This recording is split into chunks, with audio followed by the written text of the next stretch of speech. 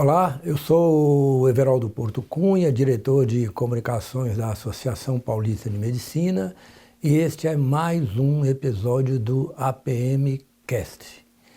Nessa primeira temporada do nosso videocast, trazemos entrevistas com grandes nomes da medicina e hoje eu converso aqui com Elizabeth Regina Giunco Alexandre. Ela é a presidente da Associação Brasileira de Mulheres Médicas. Seja bem-vinda, doutora. Foi muito bom lhe receber. Estava lendo aqui que você é do ABC, da região do ABC, aqui de São Paulo? Eu fiz a faculdade de medicina do ABC. Ah, mas não nasceu lá? Não, eu sou de São Paulo. Certo. E eu me formei na 4ª turma da faculdade de medicina do ABC em 1977. Ah, então logo no comecinho da faculdade, A quarta turma, é. né? No galpão, lá no galpão, barracão. Né? Isso nos primórdios. E hoje, quando eu vou lá, eu fico num orgulho tremendo, Muito né? grande, é verdade. De ver a dimensão que a faculdade tomou. E nasceu aqui em São Paulo, em que bairro? Então, eu nasci, olha, muito orgulhosamente no Hospital e Maternidade Matarazzo. Que hoje tem um empreendimento imobiliário ali fantástico, né? Fantástico, luxuoso. Luxuosíssimo, né? Um hotel 6 estrelas. Virou um endereço assim super caro. Exatamente. Mas eu fiquei muito feliz que aquilo tudo foi restaurado. Restaurado, é. Né? Porque é um orgulho para São Paulo aquela região onde hoje está instalado o hotel, né? Uhum. E eu sou muito paulistana, Porto. Eu nasci no dia 9 de julho. Constitucionalista toda, né? Toda.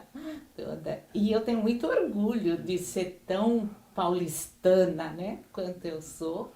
E aí eu fui fazer a faculdade de medicina em Santo André. E depois que eu me formei, eu fui para o Dante Pazzanese fazer cardiologia. Uhum. E eu fiquei 40 anos no Dante Pazzanese até 2019. E quando fez a faculdade lá no ABC, morava aqui em São Paulo com a família e ia todo dia. Diariamente. A gente tinha uma turminha, né? Assim, reunia o pessoal da 3ª turma com a 4ª turma e a gente tinha um esquema de revezamento. Mas a Anchieta não era esse Não, congestionamento absurdo que a gente vê. Não era mesmo. Outro dia eu até tive a oportunidade de ir para São Bernardo e fiquei admirada, né, no o volume, né, de veículos em circulação, a grandeza das cidades do ABC. Cresceu muito a região. E a escolha da profissão, assim, tem médico na família? Foi inspirada por a primeira médica da família? E eu tive uma inspiração muito grande quando eu estava no 3º ano, na cadeira de propedêutica, com a doutora, a professora Helena D'André Abrão. Ela era cardiologista naquele tempo, já do Dante Pazzanese, e eu achava lindo que ela ensinava para a gente sobre, né, o coração, sobre a cardiologia. Então, eu logo me apaixonei pelo coração no 3º ano da faculdade. Ótimo. E depois eu tive grandes professores, né, na área de cardiologia, e é uma especialidade apaixonante, né? O coração, a poesia, os sentimentos. Então foi essa decisão já desde o comecinho lá na faculdade, na graduação. E eu tive a felicidade de ir para o Dante Pazzanese e conviver com os grandes nomes da cardiologia, Dr. Adib Jatene, Eduardo de Souza, Valmir Fontes, Hélio Magalhães. Então foram os meus luminares, né? Luminares dentro da cardiologia. Né? Que bom. A turma era grande, Elizabeth? Olha, Nós éramos 18 residentes, apenas 3 mulheres. Mas eu falo na faculdade, a turma era grande? Na faculdade nós éramos cerca de 100 alunos, né? Mais ou menos... Era uma turma razoável, razoável. né? Poucos desistiram no caminho, né? Mas era cerca de 100. E 30% eram mulheres. Pois é, eu pergunto porque hoje a medicina se tornou uma profissão feminina. Exatamente. A ginecologia, ela virou quase que 100% feminina. Eu também, trabalhando lá na Faculdade de Medicina do ABC, na preceptoria com os residentes, nós temos um programa de residência lá, que são 36 médicos residentes pela Fundação ABC, pela Faculdade de Medicina do ABC. E parece que tem um homem só. Um homem só. Quer dizer, 12 por ano, R1, R2 e R3, e a gente chega a esse nível, né? Então, eu acho que a medicina vai melhorar agora, né? Porque está predominando as mulheres. E a cardiologia, naquele tempo, né, que eu me direcionei para essa área, era muito pouco feminina. Né? A gente imagina. Cardiologia sempre foi uma especialidade mais masculina. Mas nós estamos vivendo o mesmo processo da feminização da cardiologia. Quer dizer, está havendo uma inversão agora. Do mesmo processo. Tá. Ô, Elizabeth, e essa especialidade em saúde da mulher no climatério, eu fiquei curioso, porque eu sou ginecologista e focado exatamente no climatério feminino, ou seja, é um pouco assim a minha praia, a área que eu me dedico. E vocês, cardiologistas, qual a preocupação numa proteção cardiovascular na mulher climatérica, ou vocês se aventuram à reposição hormonal, alguma coisa nesse sentido? Eu vou fazer uma introdução aqui, como é que eu comecei a me direcionar para a cardiologia da mulher. Foi no fim dos anos 90, quando a gente tinha o auge da terapia hormonal da menopausa. É o WHI, né? O WHI foi em 2002, né? Então, WHI 2002 cortaram ele, porque ele começou em 96, né? E então, no meio da década de 90, a gente ouvia falar da terapia hormonal da menopausa. Nossa, que maravilha é essa, né? Porque aqueles primeiros estudos observacionais, né, contavam pra gente que aquilo era uma oportunidade de proteção, de rejuvenescimento, né? Feminine forever. E eu sempre gostei, assim, eu sempre gostei muito de endocrinologia também, sabe? A minha paixão pela cardio foi maior, mas eu gostava da endócrino também. E aí eu falei, não, vou começar a prestar atenção, vou começar a estudar isso. Então, eu lembro, em 1998, nós tivemos o resultado daquele primeiro estudo de prevenção secundária da doença cardiovascular, o HERS, né? E o HERS deu um banho de água fria, né? Já começou ali a jogar em água. Aí eu fiquei pensando assim, nossa, será que eu me entusiasmei tanto pelo assunto errado, né? Mas eu gostava muito daquela parte do climatério, mesmo, da ginecologia endócrina, e segui. E ao mesmo tempo, no Dante Pazanese, eu sempre fiquei no setor de coronariopatia. Então, eu sempre lidei com paciente com infarto, com angina, com doença coronariana. E eu segui naquilo que foi um assunto assim que me desafiou também. Porque se provamos naquela ocasião que a terapia hormonal não servia para prevenção secundária da doença do coração, mas não significava que aquela área de atuação tivesse se encerrado. Continuamos. E a gente começou ao mesmo tempo a perceber que muita coisa era diferente em relação à cardiologia da mulher. Então, já lá nos meados dos anos 90, quando a gente pegava a curva de tendência de mortalidade nos Estados Unidos entre homens e mulheres, a gente já via que estavam morrendo muito mais mulheres de causas cardiovasculares do que homens. Então, alguma coisa estava acontecendo, parecia que os cardiologistas sabiam tratar muito bem o coração dos homens e ficavam devendo para o coração das mulheres. Aquilo, né, fazia a gente se voltar mais a questões da fisiopatologia, né? Então, será que a fisiopatologia da doença no coração do homem era diferente da mulher? Ou era só a supressão hormonal estrogênica? Que a gente sabe do efeito nocivo para a saúde da mulher do climatério, da menopausa, a gente sabe, né? Vocês têm uma transição lenta, gradual. Linear. Linear. A mulher é abrupta, né? Mulher... E assim, e aquilo sempre foi me estimulando muito, né? Essa coisa da diferença do coração do homem, da mulher. E aí eu já comecei a prestar atenção numa outra área da medicina, que é a medicina de sexo e gênero. E a cardiologia, isso começou lá os pensamentos pelos anos 90, e a cardiologia teve um papel protagonista nessa área, justamente porque as mulheres estavam morrendo mais que os homens.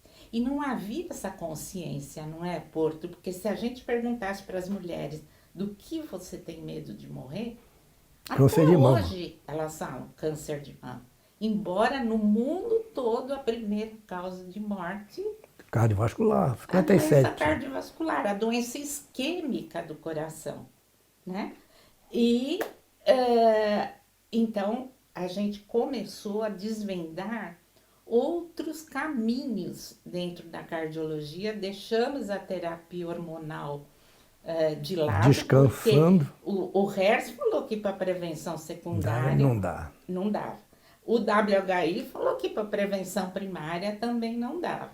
E depois veio aquela compreensão toda da fisiopatologia, do climatério, a questão da janela de oportunidade daqueles anos hipóteses próximos mesmo da data da menopausa. Então, eu acho assim que os estudos clínicos trouxeram um avanço extraordinário para a medicina, né? Porque obrigaram a gente a estudar melhor. Jogou luz, né? Né? Matematizou um pouco a coisa. E obrigou a gente a procurar os reais motivos, as evidências na bancada até. Sairmos da área clínica e voltamos para os mecanismos básicos, né? E a família, como é que é? Quando casou, quando se formou, já estava casada? Já... Ah, não, eu me casei quando eu terminei. Como é o nome do marido? Meu marido é o Ivo. Ivo, ele se apresentou para mim. Eu me casei no término do R2 de cardiologia. É médico também ele? Não, ele é engenheiro. Engenheiro? E dá para conversar médico com engenheiro? Sempre deu certo. Porque engenheiro tem uma conversa meio cartesiana, assim, né? Mas ele sempre Mas ele ajudou muito, viu? Você sabe, Porto, que quando eu fazia lá os meus estudos, os meus trabalhos, médico é muito ruim de análise numérica, com né? Certeza, com certeza. E ele me ajudou muito, viu? Com estatística, porque eu ficava super insegura. Será que está correto, está coerente? Mas é que é muito chato mesmo aquilo, né, Elizabeth? Para nós estatística, né, pra gente, é um negócio... Mas eles olham aquilo, batem o olho e já sabem. Né? Então, a gente sempre fizemos uma sociedade que acabou dando certo. Tiveram filhos? 3 filhos. 3 filhos? Que filhos. Bom. Eu tenho Algum é médico? Uma das minhas filhas é médica. A Thaís, ela fez medicina da família e hoje ela é assistente de ensino na Santa Casa, aqui em São Paulo. que legal. E os outros dois são advogados. Tá Ninguém bom. foi para a área de engenharia. De engenharia, né? Para a frustração do Ivo aí. E neto? Quantos netos? 2 netos. Dois só? Dois só? Menininhos. Ah. Meus filhos demoraram muito, viu? Pra- Para me presentear. Porque realmente é um presente, É um presente. né? É um Eu acho que ser avô e avó é muito bom. Que maravilha a gente poder Pois é. vivenciar, né? Primeiro, assim, vivenciar a maternidade, a paternidade, e depois ser avô, né? Vivenciar a experiência de se sentir ridículo. Porque o avô, ele de vez em quando se dá conta de que está sendo ridículo brincando com o neto num shopping, né? Mas que bom, que joia, que legal. E quais são os gostos assim, pessoais, particulares? Gosta muito de ler, gosta de música? Qual tipo de música? Toca alguma coisa? Não tenho esse dom, não, para executar. Um dom. Tenho. E eu sou clínica, nem fiz cirurgia, né? Não tenho essa habilidade, né? Eu acho que a minha habilidade de clínica é muito mais de raciocínio, né? Mas eu gosto, sim. Eu gosto muito de música e, assim, a gente teve a felicidade de vivenciar o auge, né, da música popular brasileira, né? A bossa nova, a MPB e até o rock, né? Nos anos 80. Até o rock, né? exatamente. Então, assim, eu fico muito feliz porque, por exemplo, meus filhos e nós compartilhamos mais ou menos o mesmo gosto musical. Sabe, assim, eles são apreciadores do rock, o mesmo estilo do rock dos anos 80 que a gente apreciava, a música popular brasileira, né? Vinícius, Tom Jobim, Chico, Milton, né? Eles têm essa cultura, principmente a minha filha que é médica, viu? Quer dizer, ela tem essa sensibilidade. Essa sensibilidade. Porque... Gosto muito de leitura também. Também, né? Mas eu vou confessar uma coisa para você, viu? A medicina ainda me absorve muito. Graças a Deus, eu estou ainda bastante ativa, né? E você sabe, o volume que a gente tem de atualização médica muito grande, atualmente é muito grande. Então, eu tenho muita leitura médica ainda, em que pese o meu gosto por artes, né? Eu acho que talvez seja até uma dificuldade para os mais jovens, né? Porque o volume e o acesso ao conhecimento, o volume é tão grande, o acesso tão fácil, que eu acho que a dificuldade mesmo está no filtro, né? Ou seja, hoje a grande dificuldade é você filtrar tudo isso, todo esse volume de informação, de conhecimento, né? Cresce muito, mas você precisa filtrar aquilo que realmente interessa, né? E eu fico imaginando, sabe, que eu acho que 6 anos, que é o tempo, né, da graduação na medicina, é muito pouco hoje, não é? Olha, o aluno... Nós, né, que somos formados há tanto tempo, fomos carregando todos esses anos para chegar aqui, né? Imagina um jovem que fica 6 anos na faculdade, eu fico imaginando como que deve ser acelerada a aquisição do conhecimento, né? Eu acho que a grande dificuldade é o filtro. E por falar em jovem médico, assim, o que você imagina que vai caminhar a medicina, né? Ou seja, qual o futuro assim que você, sem querer ter bola de cristal, mas qual a perspectiva Você sabe dessa medicina? Você acha que ela vai virar um algoritmo, né? Porque eu não sei se você concorda, mas a literatura médica, né, a matematização da medicina, os protocolos rígidos, muito engessados, quer dizer, tira a visão crítica do médico. E aí daqui uns dias, vai, não, se for até ali, se o colesterol tiver 190, está vivo. Se tiver 191, morreu. E a coisa não é bem por aí, né? Tem um degradê que exige uma avaliação subjetiva. Exatamente. E parece que eles mesmos caminham para um corte, ou seja, cut-off, eles trabalham um pouco com isso. Ou você não tem essa percepção? Não, eu acho que nós não podemos deixar que a coisa que aconteça. Isso, não. O nosso objeto de trabalho é o ser humano. Sim. E o ser humano não é matemática. Né? Cada um é cada um. Cada um é cada um. Cada qual é cada qual. Então, eu venho falando muito, me expressando muito ultimamente, nos congressos, nos simpósios, nas aulas, e principalmente porque a cardiologia da mulher nos ensinou isso, que nós temos que aprender a fazer um histórico, uma anamnese, conversar com o paciente.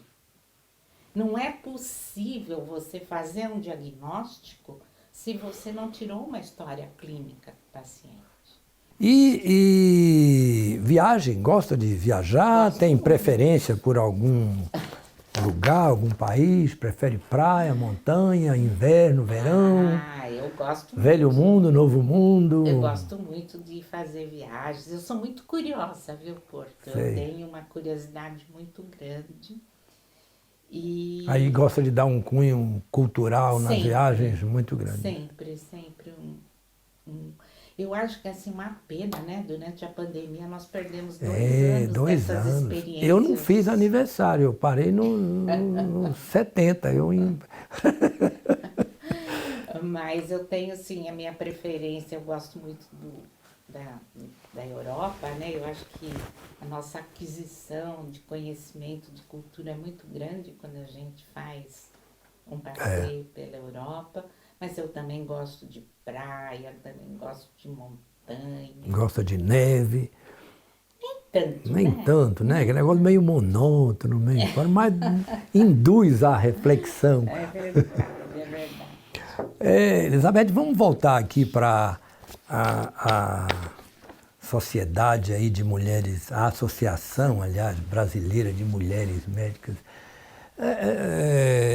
Assim, qual o foco, ou seja, qual foi o que motivou as mulheres para que elas fizessem essa associação? Porque você acha que havia discriminação? Vocês acham que precisava fomentar o papel da mulher, né? Porque a mulher hoje em dia ela já tem uma participação assim, social, acredito, no meu entendimento, ilimitado, né?